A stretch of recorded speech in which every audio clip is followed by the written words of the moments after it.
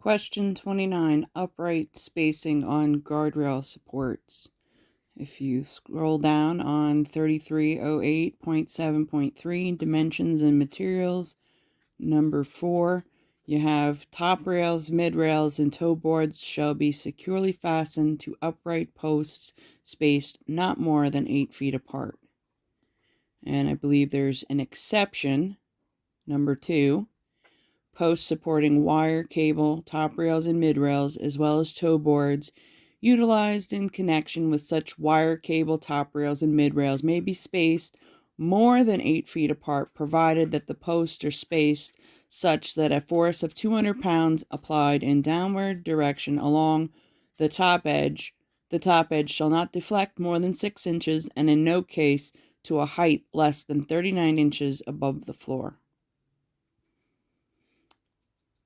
Question 30. Guardrail dimensions for top rail, mid rail, and bottom rail. As you can see, I got them highlighted in 3308.7.3, dimensions and materials. Top rails should be 2-inch by 4-inch lumber. Then you have others according to Schedule 40 pipe, angle, or wire. Mid rails shall be a minimum of 1 by 6-inch lumber. Toe boards shall be a minimum of 1 by 6-inch lumber. I didn't really roll through anything in the exceptions that caught my eye.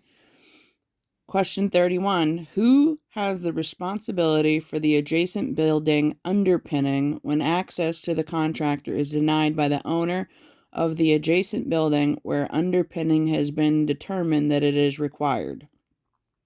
If you look at 3309.5, underpinning, whenever underpinning is required to preserve and protect an adjacent property from construction, demo, or excavation work, the person who causes such work shall, at his or her own expense, underpin the adjacent building, provided such person is afforded a license in accordance with the requirements to enter and inspect the adjoining buildings and property. To perform such work thereon may be necessary for such purpose. If the person who causes the construction, demolition, or excavation work is not afforded a license, such duty to preserve and protect the adjacent party shall devolve to the owner of the adjoining property, who shall be afforded a similar license with respect to the property where the construction, demo, or excavation is to be performed. 32. Managing tree branches at a depth of 12 inches while trying to perform work. You go to 3309.11, protection of trees. No trees outside the property line with the public right-of-way shall be disturbed or removed without the permission of the Commissioner of the Department of Parks and Recreation. Protection meeting the requirements of the Department of Parks and Recreation shall be provided for all such trees, and written notification shall be made to the Department of Parks and Recreation at least 48 hours prior to commencement of such work. Moving on to 33. Protection and distance to adjacent building to sidewalk shed. Now, I've been going through sections. This has probably given me a lot of grief. I've trying to find the exact answer, like the distance between the sidewalk shed to the adjoining property, and 3309.13, protection of adjoining equipment and spaces, seems to best give the answer. Whenever a major building is constructed or demolished, and provided such work requires a site safety plan in accordance with that section 3310, it shall be the duty of the person causing such work to protect from damage at all times during the course of such work, and at his or her own expense, all mechanical, electrical, and similar equipment on the adjoining property that are within 20 feet from an unenclosed perimeter of the major building, and to protect all publicly accessed spaces on the adjoining property that are within 20 feet from an unenclosed perimeter of the major building, and also use very reasonable means to avoid interference with such use of equipment and spaces during the course of construction or demo work, provided such person causing such work is afforded a license in accordance with the requirements of 3309.2.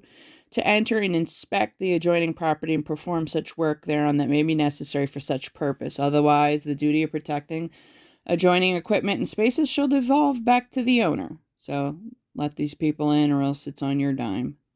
And this is another section that comes into the exceptions, 330910. But I didn't see anything that really contradicts, other than speaking about nothing that contradicts. It just talks about flame retardant plywood that's got to extend at least 20 feet from the edge of the building being constructed or demoed. And then this is another section that I didn't find anything that would contradict that. Question 34. Who has the responsibility to designate the site safety manager?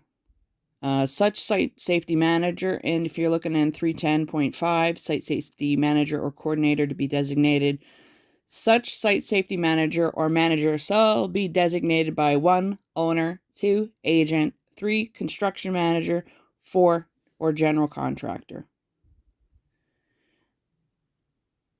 And it's just another part is 3310.5.1, notification to the department of the primary or coordinator.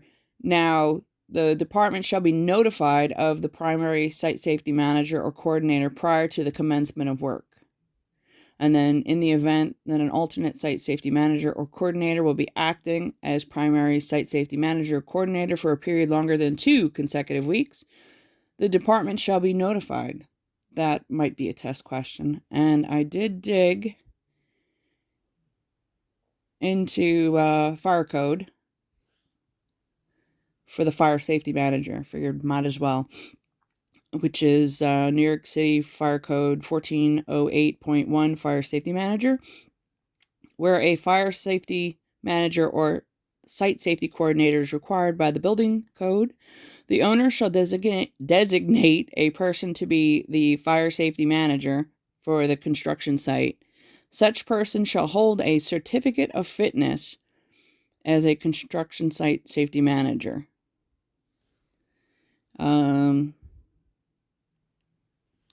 I'll continue just to show that.